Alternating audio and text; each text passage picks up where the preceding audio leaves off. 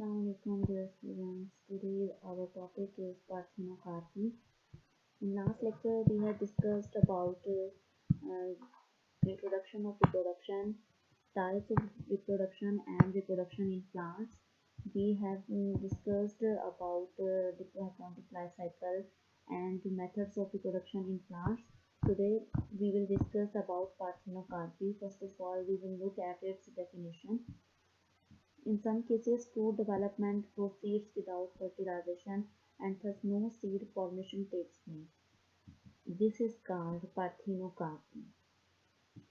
अगर हम जनरल आपको याद हो जनरल साइंस में आपने पढ़ा होगा कि हमेशा जो फ्रूट बनता है वो फर्टिलाइजेशन से बनता है कि ओवरी के अंदर पोलन ग्रेन आता है जो कि ओवरी को फर्टिलाइज करता है उसकी गैमेट को, जिसकी वजह से वो फूल जो है जो ओवरी है वो चेंज हो जाती है फ्रूट के अंदर। लेकिन कुछ फ्रूट्स ऐसे हैं जो कि विदाउट फर्टिलाइजेशन बनते हैं और उसमें कोई सीड भी नहीं बनता, तो ऐसे प्रोसेस को पार्थेनोकार्पी कहते हैं। और ऐसा जो फ्रूट होगा वो पार्थेनोकार्पिक फ्रूट होगा।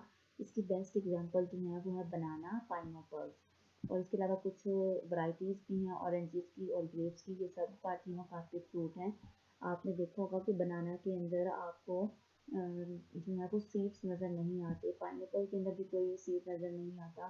तो ये जो इसी तरह कुछ ऑरेंजेस जो आप खाते हैं उनके अंदर सीड होता है, लेकिन कुछ वैरायटी ऑरेंज की ऐसी हैं और ग्रेप्स की भी कुछ वैरायटी ऐसी है जिनके अंदर सीड नहीं होता, और जिनके अंदर सीड नहीं होता वो किसके एग्जाम्पल हैं? पार्थेनोकार्पी के फ्रूट के एग्जाम्पल्स हैं। इनको पार्थेनोकार्पिक फ्रूट कहा जाता है और इस प्रोसेस को पार्थेनोकार्पी कहा जाता है। और ये क्यों होता है कि due to hormonal imbalance, hormone के इम्बैलेंस की वजह से होता है। Usually high oxygen level occurs in these ovaries.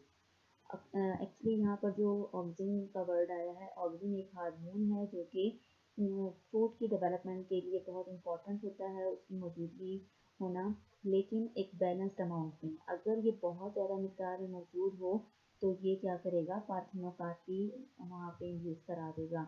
अब क्योंकि ये बताया जा रहा है कि इन फ्रूट के अंदर जो है वो जो ऑक्सीजन है वो बहुत हाई लेवल में होता है। Parthenocarpy is sometime artificially induced. बाज़ औक़ात जो कमर्शियल वाले होती हैं और जिन्होंने कमर्शियली फ्रूट को सेल करना होता है वो खुद से आर्टिफिशियली इंड्यूस कराते हैं अपने कमर्शियल पर्पस के लिए, ताकि ऐसे फ्रूट्स भी पैदा किए जा सकें जो हर मौसम में अवेलेबल हों और जो विदाउट सीड्स मौजूद हों। By adding oxygen as in tomato, peppers etc। मिसाल के तौर पे जो आर्टिफिशली तैयार किए जाते हैं वो टमाटो भी हैं, पेपर्स भी हैं, यानी काली मिर्च जिसे हम कहते हैं, ये भी कुछ ऐसी एग्जांपल्स हैं जो पार्थेनोकार्पी में आती हैं। तो ये एक इम्पॉर्टेंट फिनोमिना है जिसको लोग कमर्शियल पर्पसेस के लिए भी यूज़ करते हैं ताकि हर सीज़न के अंदर वो फ्रूट मौजूद हो। जैसे आप देखते हैं कि बनाना हर सीज़न के अंदर मौजूद होता है और टमाटो वगैरह हैं, ये सब आर्टिफिशली भी यूज़ कराए जा सकते हैं पार्थेनोकार्पी के ज़रिए से। उसके बाद नेक्स्ट जो फिनोमिना हम पढ़ने जा रहे हैं वो है सीड डॉर्मेंसी। सीड डॉर्मेंसी क्या है? डॉर्मेंट का मतलब है इनएक्टिव हो जाना। अगर आप लोगों ने पहले भी ये टर्म पढ़ी है तो आपको पता होगा इस बारे में कि जब कंडीशंस फेवरेबल नहीं होती सीड के लिए, जर्मिनेशन के लिए, मौसम जो है वो उनके लिए खुशगवार नहीं होता। फॉर एग्जांपल बहुत ज़्यादा सर्दी पड़ रही है, चिलिंग का प्रोसेस हो रहा है, या फिर पानी की कमी है उस इलाके के अंदर, नमी बहुत ज़्यादा है, तो वो सीड जो है अपने आप को जर्मिनेट नहीं करता बल्कि अपने आप को डॉर्मेंट कर लेता है, इनएक्टिव कर लेता है और इंतज़ार करता है ऐसे पीरियड का, ऐसे टाइम का जब पानी भी प्रॉपर उसको मिलता हो और बहुत ज़्यादा सर्दी भी ना हो। उसके लिए इन्वायरमेंट है, जब तक साज़गार ना हो जाए इन्वायरमेंट, वो अपने आप को डॉर्मेंट कंडीशन में रखता है। So it is the special condition of rest which enables an embryo to survive the long periods of unfavorable environmental conditions, such as water scarcity or low temperature. During this period of rest, the embryo ceases or limits its growth. This is of great survival importance to the plant in that it prevents the dormant seed from germinating in response to conditions such as warm spell in winter. क्या बता रहे हैं कि ये जो अपने आप को सीड डॉर्मेंट कर लेता है, ये क्यों कर लेता है? कि इसके लिए बहुत ज़रूरी होता है अपने सर्वाइवल के लिए, क्योंकि अगर वो उस टाइम जर्मिनेट होना चाहेगा तो जाहिर है बहुत ज़्यादा सर्दी होगी या पानी की कमी होगी तो वो फ़ौरन ही डाई कर जाएगा, मुरझा जाएगा। इसीलिए वो बजाय जर्मिनेट करने के वो ज़मीन के अंदर ही अपने आप को इनएक्टिव करके रखता है। और ये किसकी वजह से होता है? अपने आप को जर्मिनेट करने से रोकता है ताकि रिस्पॉन्स कर सके उन कंडीशंस को जो कि उसको इस वक्त फेस हैं, जैसे कि वार्म स्पेल है विंटर के अंदर, यानी बहुत ज़्यादा सर्दी हो गई है, which although apparently favourable are only temporary. Germination और resumption of normal growth by a dormant embryo requires certain very precise combination of environmental cues to avoid any accidental stimulus which may provide proof fatal later on। यानी कि दोबारा से germination करने के लिए seed जो dormant हो गया है दोबारा से उसको एक्टिव होने के लिए और अपने आप को अपनी एक्टिविटी को रिज्यूम करने के लिए उसको एक कॉम्बिनेशन चाहिए होता है इन्वायरमेंटल हालात का, जो इन्वायरमेंटल उसके लिए ज़रूरी हैं कंडीशंस वो उसको चाहिए होती हैं ताकि कोई भी स्टिमुलस जो है वो उसके लिए मुहरिक साबित ना हो बाद में। सीड डोरमेंसी के बाद आता है फ्रूट सेट और फ्रूट राइपनिंग। सबसे पहले आप फ्रूट सेट की डेफिनेशन लिख लीजिए। Fruit set is the retention of ovary which becomes fruit after fertilization। यानी फ्रूट सेट किया है जब ओवरी फर्टिलाइज हो जाती है उसके बाद उसका फ्रूट में चेंज हो जाना वो क्या कहलाता है? फ्रूट सेट कहलाते हैं। इसमें हम देखेंगे कि आपको याद होगा, आपने मैट्रिक तक पढ़ा होगा साइंस के अंदर कि जो पोलन ग्रेन है वो नर जो पौधा होता है, मेल प्लांट होता है, उससे फीमेल फ्लावर के ऊपर आता है और पोलन ट्यूब के ज़रिए से ओवरी के अंदर जो एग है उसको आगे फर्टिलाइज करता है। तो ये जो पोलन ग्रेन है वो ना सिर्फ एक इम्पॉर्टेंट स्ट्रक्चर है गैमेट के ट्रांसफ़र के लिए बल्कि ये इंश्योर कराता है फर्टिलाइजेशन को, यानी फर्टिलाइजेशन के प्रोसेस को ये इंश्योर कराता है। इसके अलावा ये पोलन ग्रेन जो है वो ना सिर्फ ये दो इम्पॉर्टेंट काम करता है बल्कि ये रिच सोर्स है ऑक्सीजन का, ऑक्सीजन जो कि एक हार्मोन है, as well as commonly stimulating the tissue of the style and ovary to produce more oxygen.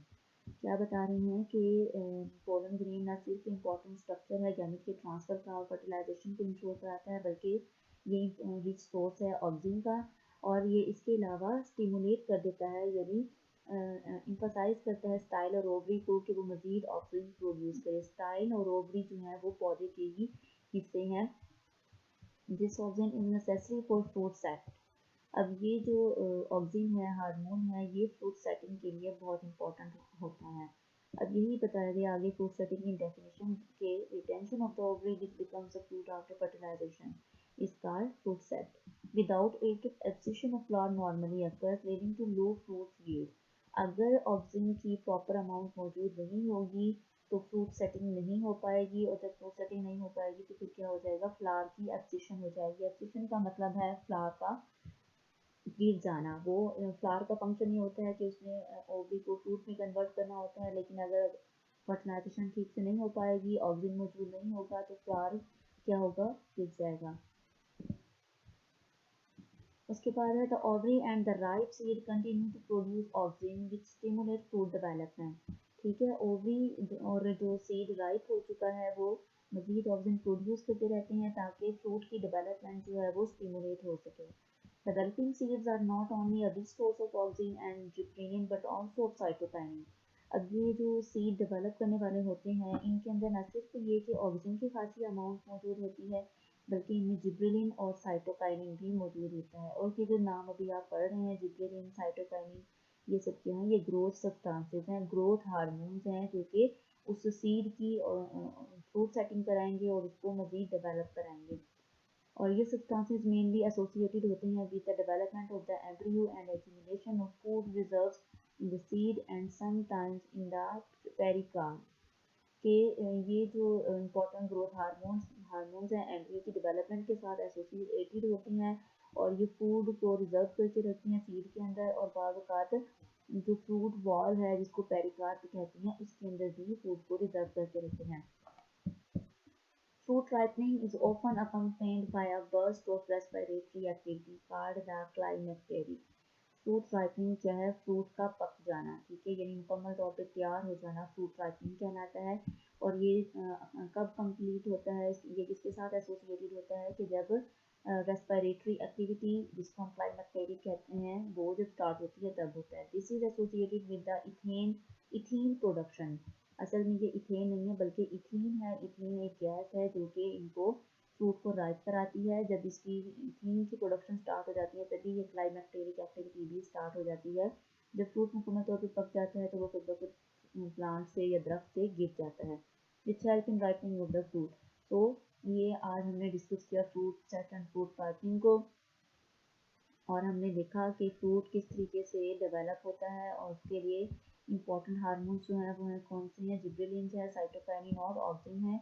अगर ये प्रॉपर अमाउंट में मौजूद नहीं होंगे तो फ्रूट की डेवलपमेंट ठीक से नहीं हो पाएगी या उसके अंदर उतनी ज़्यादा जो खुराक है एनर्जी है वो मौजूद उसमें नहीं होगी। नेक्स्ट हम इंशाल्लाह फोटोपैरियोडिज्म को डिस्कस करेंगे। अगर इसके हवाले से आपको कोई भी क्वेश्चन हो तो वो आप मुझे पूछ सकते हैं।